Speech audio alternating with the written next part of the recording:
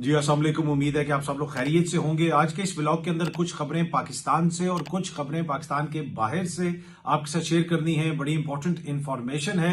सबसे पहले आपने देखा होगा कि हालिया दिनों में फ्रांस के अंदर एक लीडर को सजा सुनाई गई है। वो बड़ी एक पॉपुलर लीडर हैं और लोग उम्मीद कर रहे थे, तो कर रहे थे कि हो सकता है कि 2027 में जो इंतखाबात हों उसमें वो सदर मुंतखब हो जाएं। उसके ऊपर पाकिस्तान में कुछ दानिश्वर फौरन भाग के फ्रांस पहुंच गए हैं और जाके उन्होंने बताया है, वहां पे जाके उन्होंने देखा है और आके पाकिस्तान में वो बैठ के बता रहे हैं कि देखें जी, जब कोई लीडर इस किस्म की हरकत करता है तो उसको सजा सुनाई जाती है। अब आप देखें जो मरीन लापेन हैं, उन्होंने करप्शन की मुबैना तौर पे और फ्रांस की अदालत ने उनको सजा सुना दी। अब वो सदारत का इलेक्शन नहीं लड़ सकेंगी और उसका मुकाबला फिर वो इमरान खान साहब से कर रहे हैं कि इसी तरीके से इमरान खान साहब को भी पाकिस्तान के अंदर जो सजा सुनाई गई है और इंतखाबी अमल से उनको बाहर किया गया है, ये कोई ऐसी अनहोनी चीज नहीं है। ये तो जमहूरियत का हुस्न है, क्योंकि आप देख लें कि फ्रांस के अंदर भी यही हो रहा है। अब इसमें कुछ बड़ी इंपॉर्टेंट चीजें हैं। मैं आपको फ्रांस की स्टोरी भी सुनाऊंगा और पाकिस्तान की स्टोरी भी सुनाऊंगा। क्या पाकिस्तान के अंदर वो हो रहा है जो फ्रांस में हुआ? भाग के जो दौड़ के फौरन दानिश्वर फ्रांस पहुंचे हैं, क्या फ्रांस के अंदर मरीन जो लापेन है, क्या उनकी जमात के साथ वो हो रहा है जो इमरान खान साहब के साथ हो रहा है? क्या उनका मुकदमा किसी अदालत के अंदर चला जो अदालत जेल के अंदर लगी हुई थी? पहली बात यह है कि जो मरीन लापेन है उनको सजा सुनाई गई है, 4 साल की सजा सुनाई गई है मुबैना करप्शन पे। ना ही उनकी जो कुर्सी है, जो इस वक्त पार्लियामेंट के अंदर उनकी कुर्सी है, वो उनसे वापस नहीं ली गई। हाँ, अगला इलेक्शन वो नहीं लड़ सकेंगी। 56 बरस उनकी उम्र है और अभी ये जो प्रोसेस है अपील का वो चलेगा। ना ही उनकी जमात पे पाबंदी लगाई गई है, ना ही उनकी जमात से कोई इलेक्शन सिंबल वापस लिया गया है। मरीन जो लेपेन है, ये फार राइट की एक जमात है, गालिबन नेशनल रैली, उसकी सरबराह हैं। इनके जो फादर थे लापेन साहब, जॉन मरी लापेन उनका, गालिबन अभी if my French pronunciation is right तो जॉन मरी लापेन उनका नाम था। और वो जब फोत हुए, कि आपको पता है कि वो 96 बरस के थे जब वो फोत हुए। तो मरीन लापेन साहिबा को अगर सजा हो भी जाती है 4 साल के लिए, उनको नाइल करार दे भी दिया जाता है 5 साल के लिए, तो वो दोबारा जो है 2027 का इलेक्शन नहीं लड़ेंगी, तो 2032 का लड़ लेंगी वो इलेक्शन, तो वो तो कोई इशू नहीं है। लेकिन पहली बात यह है कि क्या उनकी जमात के खिलाफ कोई इस किस्म का एक्शन लिया गया? उनकी जमात पे पाबंदी लगा दी गई, इस्तेकाम फ्रांस कोई वहां पे जमात बन गई, कोई ऐसी चीज है? तो करप्शन अगर इमरान खान साहब करें या कोई और करे, उनको जरूर सजा देनी चाहिए। लेकिन यहां पे तो इलेक्शंस में इमरान खान साहब ने हिस्सा नहीं लिया। ठीक है जी, आपने उनको सजा सुना दी, मान लिया। दानिश्वर कहते हैं कि जी वो सजा बिल्कुल सही सुनाएगी। उसके बाद फिर इलेक्शन के दौरान क्या हुआ, इलेक्शन से पहले क्या हुआ, इलेक्शन के बाद क्या हुआ? क्या इस वक्त जो नेशनल रैली जमात है, जिनको पहले नेशनल फ्रंट भी कहते थे, ये एक फार राइट की यानी एक जमात है जिसपे जेनोफोबिया का इल्जाम भी लगता है, एंटी माइग्रेंट जमात है, बहुत सारे इनके ऊपर नस्ल परस्ती का इल्जाम भी लगता है। तो क्या इस जमात के ऊपर पाबंदी लग गई है? जमात जो है वो इलेक्शन में हिस्सा नहीं ले सकेगी। उनके अभी भी अरकान असेंबली बैठे हुए हैं और जो मरीन लापेन है ये भी बैठी हुई है और इनको भी नाहिल उसरा यानी मौजूदा असेंबली से करार नहीं दिया गया, अगले इलेक्शन में वो नहीं लड़ सकेंगे। और दूसरा जो उनको सजा सुनाई गई है, 4 साल कैद की सजा सुनाई गई। दानिश्वर बार बार ये भी कह रहे हैं भाई उसमें से 2 साल तो वैसे उन्होंने माफ कर दिए और बाकी जो दूसरी 2 साल है वो इलेक्ट्रॉनिक टैग लगा के वो बाहर जिंदगी गुजारेंगी, किसी जेल में नहीं जाएंगी। ना उनके ऊपर कोई इलेक्शन में रैली करने की पाबंदी है, ना अपनी जमात के लिए कैंपेनिंग करने की कोई पाबंदी है, किसी किस्म की कोई पाबंदी नहीं। और उनकी जमात भी वहीं पे है। और अगर ये जो सजा है, इसका उल्टा एक और इफेक्ट होगा कि उनकी पॉपुलैरिटी में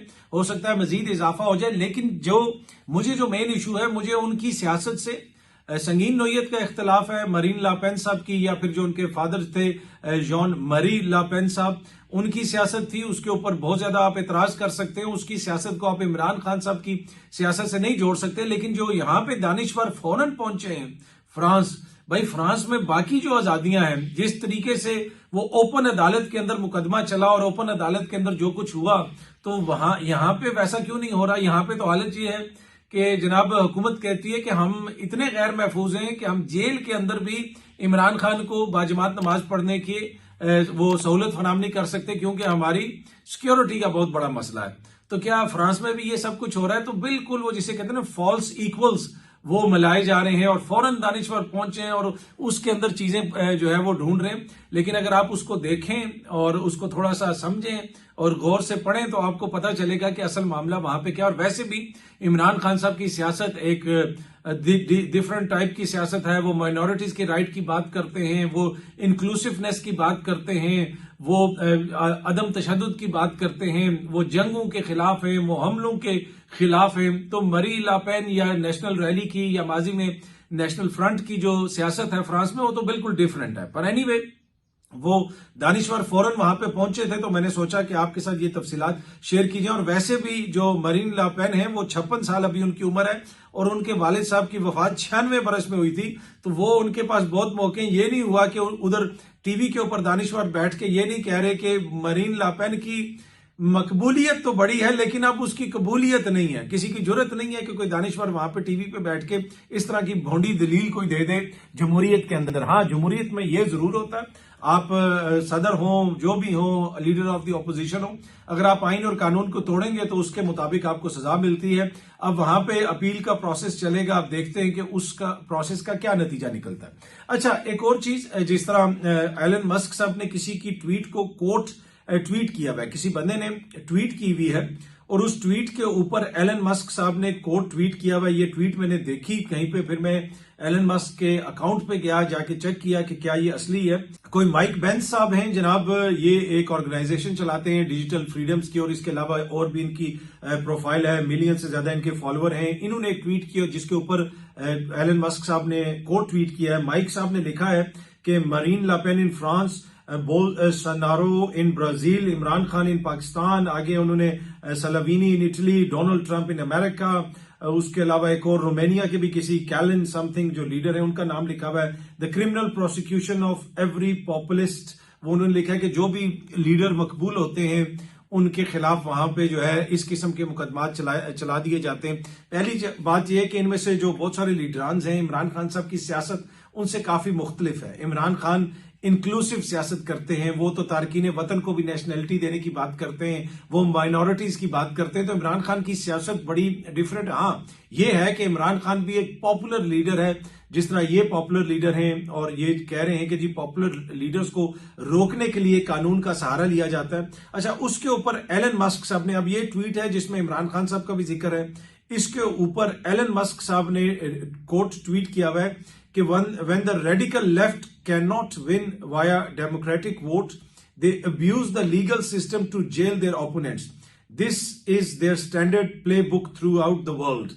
अब वो रेडिकल लेफ्ट की बात तो कर रहे हैं, पाकिस्तान में कोई रेडिकल लेफ्ट तो नहीं है, लेकिन इमरान खान साहब को सियासत से बाहर रखने के लिए, उनकी जीत को रोकने के लिए यकीनन कानून का सहारा लिया गया। ये मैं या कोई और सहाफी नहीं कह रहा, ये हुकूमत बरतानिया की जो स्टेटमेंट थी उसमें यह कहा गया कि लीगल प्रोसेसेस इस्तेमाल किए गए हैं लोगों को डिप्राइव करने के लिए, ताकि उनको उनकी सियासत से, उनकी डेमोक्रेटिक राइट से डिप्राइव किया जाए, सियासत से बाहर रखा जाए, इलेक्शन से बाहर रखा जाए। ये बरतानवी हुकूमत की स्टेटमेंट है। पर एनीवे, अब इमरान खान साहब का नाम भी हर जगह पे कोट हो रहा है। अब इमरान खान साहब इस नौयत के एक लेवल के लीडर हैं कि उनका जिक्र हुआ, उसके ऊपर एलन मस्क ने भी एक कोट ट्वीट की। तो ये वो एक डिफरेंस है जो माजी के यहाँ पे जो कहते थे ना, मुझे क्यों निकाला या मुझे क्यों नहीं निकाला, ये वो उन लीडरान में और इमरान खान में। इमरान खान एक वर्ल्ड लेवल की रिकग्निशन तो उनकी पहले थी, उसके बाद उनकी जो एक स्टार अपील है वो एक अपनी जगह पे है। जिस सर्कल्स के अंदर वो उठते बैठते रहे, हर कोई उनको जानता है, किसी को भी जाके समझाने की जरूरत नहीं है कि इमरान खान कौन है। दुनिया जानती है, दुनिया समझती है। और दूसरा जो सबसे बड़ा इमरान खान का एडवांटेज है वो है ओवरसीज पाकिस्तानी, जिनके हवाले से मैं गुज़िश्ता 3 बरस से आपको बता रहा हूं कि नॉर्थ अमेरिका और यूरोप में जो ओवरसीज पाकिस्तानी हैं वो मौजूदा निजाम को, हुकूमत को बड़ी मुश्किल डालेंगे। और वो इमरान खान के ऐसे वकील हैं, आपको कोई लॉबिस्ट फर्म लेने की जरूरत नहीं है। जो यहाँ पे कहा जाता है ना जी, इतने अरब लगा दिया, इतने डॉलर लगा दिए, लॉबिंग हो रही है वहां पे इमरान खान के लिए, ये सरासर एक लग किस्म की बात है। ये दिल को तसल्ली देने की बात है। कोई उस तरह पैसे लगा के इस तरह लॉबिंग कर ही नहीं सकता। आप कर लें ना, लगा लें पैसे। क्या जरदारी साहब के पास, मियां साहब के पास, दीगर लोगों के पास पैसे नहीं है? आप लगा लें पैसे। हुकूमत पाकिस्तान के पास पैसा नहीं है, लगा लें पैसे और कहें कि जनाब 360 से ज्यादा अमेरिकी कांग्रेस के लोग हमारे हक में वोट दे दें।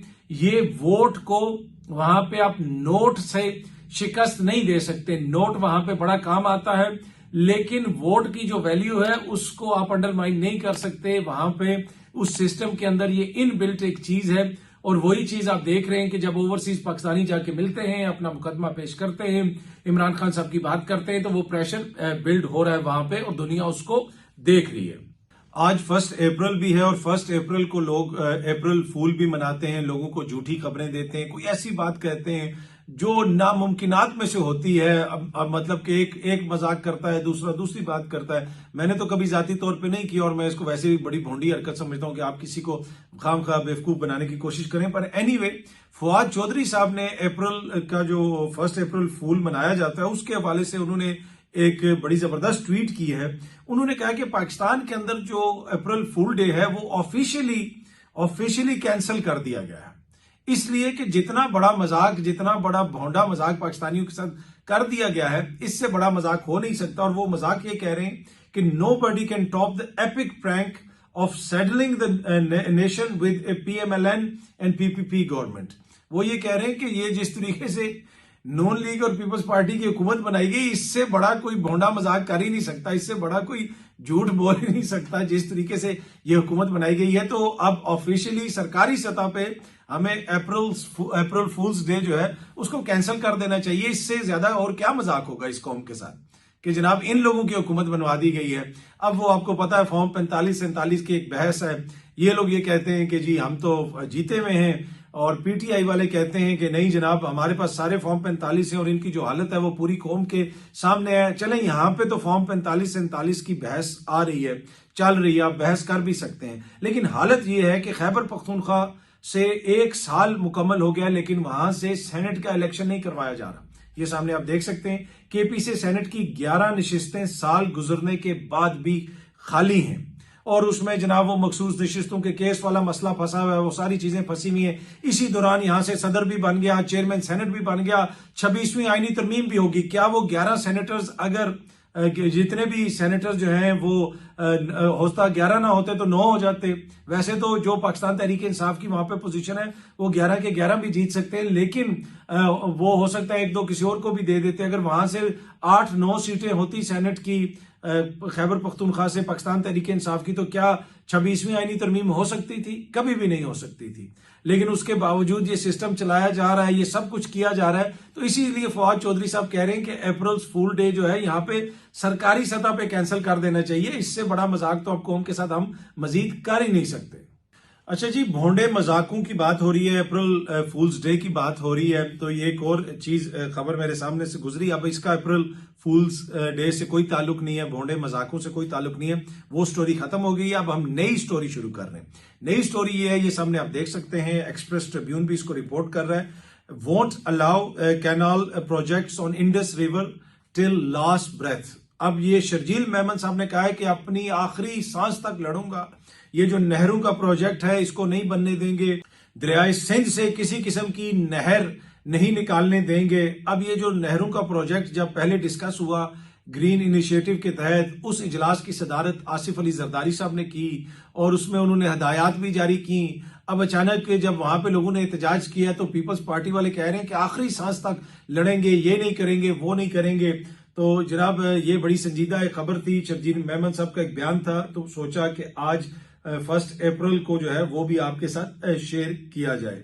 ये एक और चीज भी आपके साथ शेयर करनी है, ये भी बड़ी इंपॉर्टेंट चीज है। ये सामने आप देख सकते हैं, पाकिस्तानी क्रिकेट के स्टार बाबर आजम साहब ने ईद का जो सेलिब्रेशन है उसके हवाले से लोगों को मुबारकबाद दी है, और ईद के ऊपर उन्होंने ट्वीट किया, लिखा है Eid is the celebration of discipline, growth and spiritual strength. ठीक है, इनकी क्रिकेट में कितनी ग्रोथ हो रही है पाकिस्तान की वो हमारे सामने है। पर एनीवे, ईद मुबारक का मैसेज है, गैर सियासी मैसेज उन्होंने दिया है, पूरी कौम को दिया है, बड़ा खूबसूरत मैसेज है और बड़े खूबसूरत ड्रेस पहन के उन्होंने ये मैसेज दिया है। ये सामने आप देख सकते हैं, ये तस्वीर गौर से देखें, हमारी कोशिश होगी कि जितनी बड़ी ये लगाई जा सके ये लगाए, आप देखें।